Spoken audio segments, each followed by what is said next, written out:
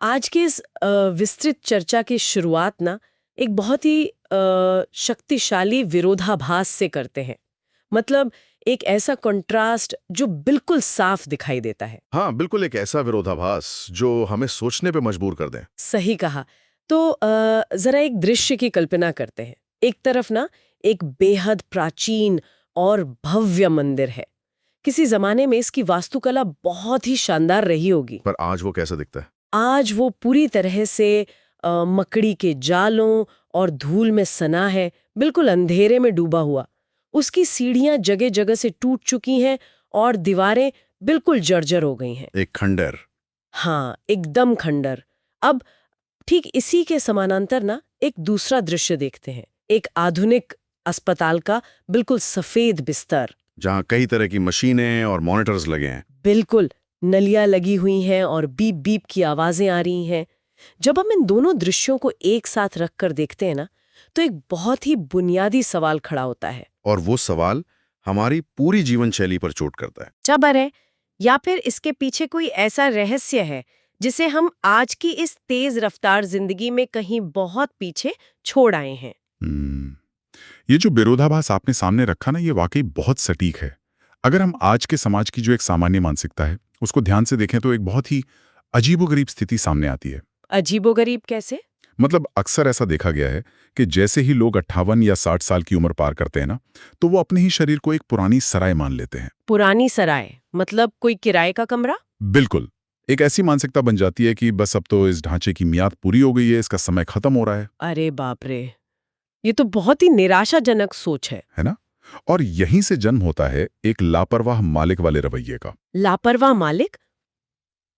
इसे थोड़ा और समझाएंगे? हाँ, मेरा मतलब है ये वो मानसिकता है जहां व्यक्ति इस शरीर रूपी सराय में बिना सोचे समझे सिर्फ कूड़ा कचरा भरता रहता है। जंक फूड कह लीजिए या बुरे विचार। हाँ, जो मन में आया वो डाल लिया। एकदम। और शरीर में अगर कोई दर्द है, कोई विकार है या वो लीक्स के रूप में कोई संकेत दे रहा है, तो उसकी पूरी तरह से अनदेखी की जाती है। मतलब कोई ध्यान ही नहीं देना। बिल्कुल। ये बिल्कुल वैसा ही है जैसे कोई अपने ही घर को एक बोझ समझकर उसे खंडर बनने के लिए छोड़ दे। ये सच में बहुत अजीब लगता है मुझे। मतलब जरा हम सोचकर देखें कि अगर किसी के पास दुनिया की सबसे महंगी और बेहतरीन स्पोर्ट्स कार हो, तो क्या वो उसमें कभी मिलावटी या खराब क्वालिटी का ईंधन डालेगा? कभी नहीं। वो तो सबसे प्रीमियम फ्यूल ही डालेगा। बिल्कुल नहीं डालेगा। लेकिन जिस शरीर के माध्यम से हम इस पूरी दुनिया का अनुभव करते हैं, उसके प्रति इतनी भयंकर लापरवाही। यही तो विडंबना है। हाँ, तो यहाँ ये स्पष्ट करना बहुत जरूरी है कि आज की इस विस्तृत चर्चा का हमारा मुख्य मिशन क्या है। जो कि बहुत महत्वपूर्ण है। हाँ, हमारा मकसद इस पुरानी और नुकसानदेह मानसिकता को जड़ से बदलना है। शरीर को एक बोझ या पुरानी सराय समझने वाले इस विचार को हमें तोड़ना है। क्योंकि शरीर कोई किराए की जगह नहीं है। बिल्कुल नहीं, ये साक्षात परमात्मा का वास है, एक दिव्य मंदिर है। और किसी भी दिव्य संरचना को ना यूं ही नहीं छोड़ा जा सकता। उसे बनाए रखने के लिए एक सिस्टम चाहिए होता है। एकदम सही कहा आपने, एक बहुत ही सख्त सिस्टम की जरूरत होती है। और आज की हमारी इस चर्चा के जो स्रोत हैं, वो बहुत ही ऐतिहासिक और प्रामाणिक है। जी, हमने काफी गहरे स्रोतों का अध्ययन किया है इसके लिए। हाँ, तो हम मुख्य रूप से अखंड ज्योति पत्रिका के दो बेहद महत्वपूर्ण विशेषांकों का विश्लेषण करेंगे। एक है फरवरी 1965 का और दूसरा है नवंबर 1972 का। ये दोनों ही विशेषांक अपने आप में ज्ञान का भंडार हैं। बिल्कुल। इसके अलावा हम कायाकल्प की साधना नाम की एक बहुत ही व्यावहारिक किताब और विचार क्रांति books.org की सामग्रियों का भी सहारा लेंगे। लेकिन यहाँ एक चीज श्रोताओं के लिए स्पष्ट करनी जरूरी है। हाँ, वो मेडिकल डिस्क्लेमर। बिल्कुल। तो एक बात साफ कर दूं कि यह एक वैचारिक, दार्शनिक और आध्यात्मिक चर्चा है। जी। हम यहाँ जो भी बात कर रहे हैं वो जीवन जीने के एक दृष्टिकोण पर आधारित है।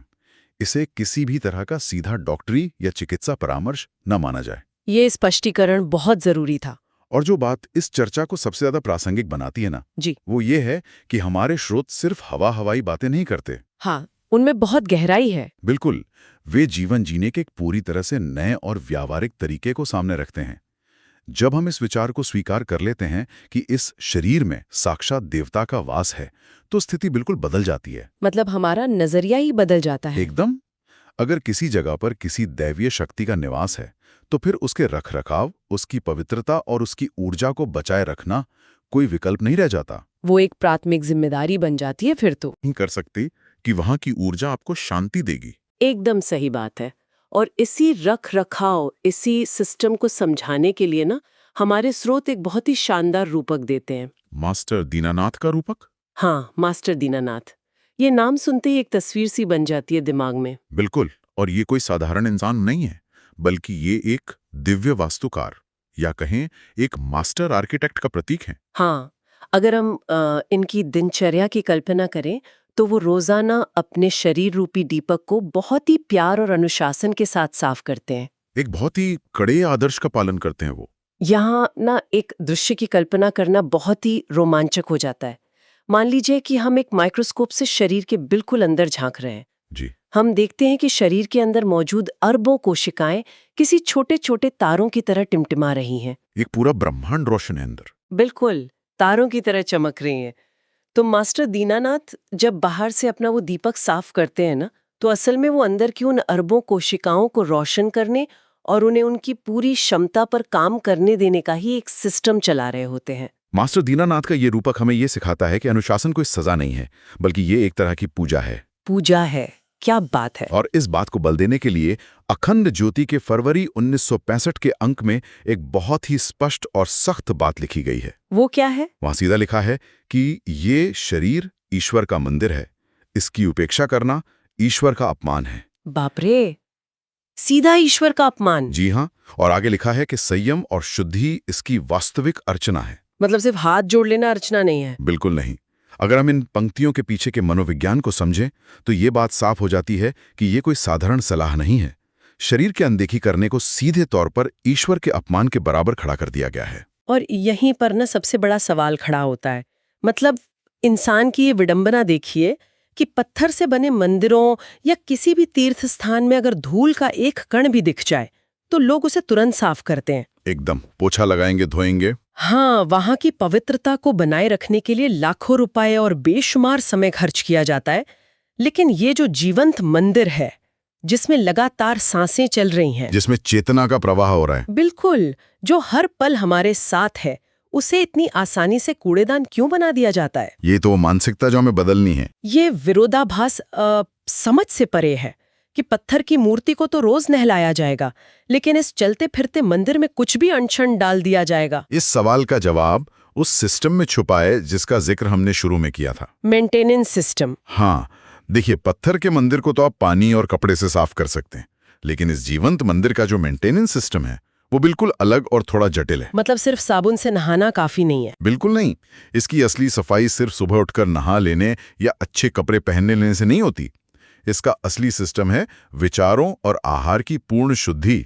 विचारों और आहार की शुद्धि। जी। ये सुनने में आसान लगता है, लेकिन असल में ये बहुत गहरा विषय है। लेकिन यहाँ एक व्यवहारिक सवाल आता है मेरे दिमाग में।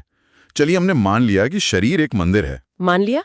पर आज की जो भाग-दौड़ भरी जिंदगी है, जहां लोग 12-12 घंटे की शिफ्ट में काम कर रहे हैं, प्लास्टिक के डिब्बों में पैक्ड खाना खा रहे हैं और लगातार तनाव में हैं। स्ट्रेस तो बहुत ज्यादा है आजकल। हाँ, तो वहां ये सिस्टम कैसे लागू हो सकता है? विचारों और आहार की शुद्धि की बात आज के समय में थोड़ी किताबी नहीं लगती? और यही वो जगह है जहां लोग अक्सर धोखा खा जाते हैं। सात्विक आहार या विचारों की शुद्धि का मतलब ये नहीं है कि आपको सब कुछ छोड़कर हिमालय की गुफा में चले जाना है। अच्छा, तो फिर क्या मतलब है इसका? हमारे स्रोत ये समझाते हैं कि शुद्धि का मतलब है जागरूकता, अवेयरनेस। जागरूकता। जी। आप जो भी खा रहे हैं, क्या वो शरीर को प्राण ऊर्जा दे रहा है या सिर्फ आलस बढ़ा रहा है? जो हम जंक फूड खाते हैं वो तो आलस ही बढ़ाता है। बिल्कुल। इसी तरह जब हम विचारों की बात करते हैं तो आज के समय में सोशल मीडिया पर जो हम लगातार नकारात्मक खबरें देखते हैं, बिल्कुल, वो भी तो हमारे दिमाग का जंक फूड ही है ना? एकदम सही कहा आपने, दिमाग का जंक फूड। जब तक कोई व्यक्ति जागरूक होकर सही आहार नहीं चुनता और जब तक उसके विचार सकारात्मक नहीं होते, तब तक ये जीवंत मंदिर अंदर से साफ नहीं हो सकता। मतलब बाहरी सफाई से कुछ नहीं होगा। नहीं, विचार और आहार, ये दोनों ही इस मंदिर के गर्भगृह को पवित्र रखने वाले सबसे मुख्य तत्व हैं। ये बहुत ही शानदार नजरिया है। मतलब हम सिर्फ अपने मुंह से ही नहीं खाते, बल्कि अपनी आंखों और कानों से भी सूचनाओं का आहार ले रहे हैं। बिल्कुल। हम हर पल कुछ न कुछ ग्रहण कर रहे हैं। अब यहाँ से ना हमारी ये चर्चा एक और बड़े और सच कहूं तो थोड़े हैरान कर देने वाले परिप्रेक्ष्य की तरफ मुड़ती है। वो ब्रह्मांड और पिंड वाला विज्ञान। हाँ, अब तक हमने शरीर को एक मंदिर माना, लेकिन स्रोत हमें ब्रह्मांड और पिंड के विज्ञान की ओर ले जाते हैं। चलिए एक और विशाल नज़ारे की कल्पना करते हैं। जी बताइए। सोचिए कि एक बहुत बड़ी अनंत आकाशगंगा है जिसमें करोड़ों अरबों तारे, नक्षत्र और ग्रह घूम रहे हैं। बहुत ही विशाल दृश्य है ये। हाँ, अब वो पूरी आकाशगंगा धीरे धीरे सिकुड़ती है और सिकुड़कर एक इंसान के दिल में पूरी तरह से समा जाती है। अद्भुत। हमारा जो पूरा नर्वस सिस्टम है ना, सिर से लेकर पैरों तक फैली हुई जो नसें हैं, उनमें बिल्कुल वही ब्रह्मांडीय ऊर्जा दौड़ रही है जो आसमान में तारों को ऊर्जा देती है। ये कोई कविता या कल्पना नहीं है, बल्कि ये प्राचीन भारतीय दर्शन और विज्ञान का एक बहुत ही ठोस सिद्धांत है। यथा पिंडे तथा ब्रह्मांडे। बिल्कुल वही, यथा पिंडे तथा ब्रह्मांडे। अखंड ज्योति के नवंबर 1972 के अंक में एक ऐसा सूत्र दिया गया है जो इस पूरी बात का आधार है। क्या सूत्र है वो? वहां लिखा है कि जो ब्रह्मांड में है वही पिंड में है। अपनी शक्तियों को पहचानो, तुम दीनहीन नहीं, असीम ऊर्जा के स्वामी हो। असीम ऊर्जा के स्वामी, क्या बात है। ये सिद्धांत ये स्थापित करता है कि मानव शरीर इस विशाल ब्रह्मांड का ही एक छोटा लेकिन बिल्कुल सटीक मॉडल है। मतलब अगर हम इसे आसान भाषा में समझें तो इसका अर्थ ये हुआ कि हमारे अंदर सूरज की वो गर्मी, चांद की वो शांति और उन अनगिनत तारों की रहस्यमयी ऊर्जा पहले से ही मौजूद है। पूरी तरह से मौजूद है। हम इस ब्रह्मांड के बाहर खड़े होकर तमाशा देखने वाले कोई दर्शक नहीं है, बल्कि ये पूरा का पूरा ब्रह्मांड हमारे अपने अंदर धड़क रहा है। हम खुद ब्रह्मांड है। हाँ, इंसान के शरीर का जो बायोलॉजिकल डिजाइन है वो सीधे तौर पर उस कॉस्मिक डिजाइन से जुड़ा हुआ है। बिल्कुल जुड़ा हुआ है। और अगर हम इसके विज्ञान को देखें तो ये बात और भी पुख्ता हो जाती है। हमारे शरीर के प्राकृतिक चक्र, जैसे कि सोने जागने का चक्र, सीधे तौर पर सूर्य की रोशनी से जुड़ा है। सर्केडियन रिदम जिसे कहते हैं। इसी तरह कई शोध ये भी बताते हैं कि चंद्रमा की कलाओं का इंसान के मूड और शरीर के पानी पर सीधा असर पड़ता है। क्योंकि हमारे शरीर में भी तो 70% पानी ही है। एकदम सही। और हमारे खून में जो आयरन है ना, वो उन्हीं मरते हुए तारों से आया है जिनका हम आसमान में जिक्र करते हैं। ये तो बहुत ही अद्भुत बात है। तो ये कोई दार्शनिक बात नहीं है, ये एक भौतिक सच्चाई है। ये सच में दिमाग को झकझोर देने वाली बात है। लेकिन अगर ये सच है कि पूरा ब्रह्मांड हमारे अंदर है, तो फिर हम रोजमर्रा की जिंदगी में इतने थके हुए, इतने कमजोर और लाचार क्यों महसूस करते हैं? और यहीं पर इस सिद्धांत की सबसे बड़ी मनोवैज्ञानिक प्रासंगिकता सामने आती है। जब कोई व्यक्ति अपनी जिंदगी से निराश होकर कंधे झुकाकर चलता है, हाँ, एक हीन भावना के साथ। बिल्कुल, जब वो हीन भावना से घिरकर खुद को लाचार या किसी काम का नहीं मानता, तो असल में वो क्या कर रहा होता है? वो सिर्फ दुखी नहीं है। नहीं, वो सिर्फ एक बुरे दिन से नहीं गुजर रहा होता, वो एक बहुत बड़ा आध्यात्मिक अपराध कर रहा होता है। अपराध? वो कैसे? खुद को कमजोर मानकर वो व्यक्ति असल में उस असीम ब्रह्मांडीय शक्ति का अपमान कर रहा होता है जो उसके भीतर मौजूद है। ओहो, मतलब हम अपनी ही शक्ति को नकार रहे हैं। बिल्कुल। अगर आपके अंदर पूरा ब्रह्मांड बसा है तो झुककर चलना या खुद पर दया खाना उस शक्ति के डिजाइन के खिलाफ जाना है, उसका तिरस्कार करना है। ये नजरिया तो वाकई जिंदगी को देखने का चश्मा ही बदल देता है। खुद को कमजोर समझना सिर्फ एक मानसिक स्थिति नहीं है, बल्कि अपनी उस कॉस्मिक विरासत का अपमान है। एकदम सही। अब सवाल ये आता है कि इस सोई हुई असीम ऊर्जा को जगाया कैसे जाए, इस शरीर रूपी मंदिर की मरम्मत कैसे की जाए। और यहीं पर कायाकल्प की बात आती है। हाँ, लेकिन रुकिए, कायाकल्प को लेकर ना समाज में बहुत गलतफहमियां हैं। जी बिल्कुल, बहुत सारे मिथक हैं। लोग सोचते हैं कि कायाकल्प का मतलब है कोई हिमालय की जड़ी बूटी खाना या कोई ऐसा जादू होना जिससे रातों रात सफेद बाल काले हो जाएंगे और बुढ़ापा गायब हो जाएगा। एक जादुई गोली की तरह। हाँ बिल्कुल, लेकिन हमारे स्रोत इस भ्रम को बहुत ही स्पष्ट तरीके से तोड़ते हैं। सही कहा आपने। कायाकल्प कोई जादू की छड़ी नहीं है और ना ही ये कोई रातों रात होने वाला चमत्कार है। तो फिर ये है क्या? ये पूरी तरह से एक बहुत ही कठोर लेकिन वैज्ञानिक सिस्टम है। इसे समझने के लिए हमें एक बार फिर मास्टर दीनानाथ के उसी दृश्य पर वापस जाना होगा। वो सुबह वाला दृश्य? हाँ, सुबह का समय है और मास्टर दीनानाथ उगते हुए सूरज के सामने खड़े होकर सूर्य नमस्कार कर रहे हैं। और उनका पूरा शरीर सुनहरी रोशनी से नहाया हुआ है। बिल्कुल, यह सिर्फ एक कसरत का नजारा नहीं है, ये उस ब्रह्मांडीय ऊर्जा के साथ शरीर को सिंक करने की प्रक्रिया है। तो अगर हम इस कायाकल्प प्रोटोकॉल को बिल्कुल आसान शब्दों में डिकोड करें, तो इस मंदिर को नया बनाने के लिए, इसके रिन्यूअल के लिए किन चीजों की जरूरत होती है? जी। यहाँ ईंट पत्थर या सीमेंट का इस्तेमाल तो नहीं हो सकता। तो वो असली बिल्डिंग ब्लॉक्स क्या हैं जो इस सिस्टम को चलाते हैं? इस जीवंत मंदिर के जो बिल्डिंग ब्लॉक्स है ना, वो बहुत ही सूक्ष्म है और हमेशा हमारे आसपास मौजूद होते हैं। अच्छा। इनमें सबसे पहला तत्व है सूर्य की पहली किरण। ये सिर्फ विटामिन डी की बात नहीं है। तो फिर किस चीज की बात है? सुबह की पहली किरण इंसान के पूरे सर्केडियन रिदम को रीसेट करती है और कोशिकाओं को वो जीवन शक्ति देती है जो किसी भी दवाई से नहीं मिल सकती। सही बात है। और दूसरा तत्व? दूसरा सबसे अहम तत्व है सात्विक आहार। जैसा कि हमने पहले भी चर्चा की, ऐसा खाना जो आसानी से पच जाए, जो शरीर में भारीपन न लाए बल्कि आपको ऊर्जा से भर दे। हाँ, सात्विक आहार तो बहुत जरूरी है। और तीसरा, जो शायद सबसे ज्यादा अनदेखा किया जाता है, वो है गहरी सांस। गहरी सांस लेना, ये सुनने में तो बहुत आम लगता है, लेकिन हम में से ज्यादातर लोग तो बस सीने तक ही सांस लेते हैं, उथली सांसें। बिल्कुल। और उथली सांसें लेना शरीर के साथ नाइंसाफी है। नाइंसाफी कैसे? गहरी श्वास ऑक्सीजन का वो शक्तिशाली प्रवाह है जो शरीर के कोने कोने तक पहुंचता है और वहां छिपे हुए विषैले तत्वों को बाहर निकालता है। मतलब एक तरह से अंदरूनी सफाई। एकदम। ये अंदरूनी सफाई का सबसे बड़ा तरीका है। जब इन तीनों तत्वों, सूर्य की रोशनी, सही आहार और गहरी श्वास को पूरे अनुशासन के साथ एक सिस्टम बनाकर जिंदगी में उतारा जाता है ना, तब जाकर कायाकल्प की असली प्रक्रिया शुरू होती है। तो ये कोई चमत्कार नहीं है? बिल्कुल नहीं। ये प्रकृति की नियमों के साथ पूरी तरह से लय में आ जाना है। मतलब सूर्य के किरण, सात्विक आहार और गहरी श्वास, ये कोई रहस्यमयी चीजें नहीं है, लेकिन फिर भी हम इनके असली विज्ञान को अक्सर नजरअंदाज कर देते हैं। यही हमारी सबसे बड़ी भूल है। हाँ, अब हम ना इस चर्चा के अंतिम और सबसे गहरे चरण की ओर बढ़ रहे हैं। ये समय है इस पूरी जानकारी को समेटने का और इसे एक बहुत ही भावनात्मक मुकाम तक ले जाने का। जी बिल्कुल। आइए आखिरी बार एक प्रतीकात्मक नज़ारे की कल्पना करते हैं।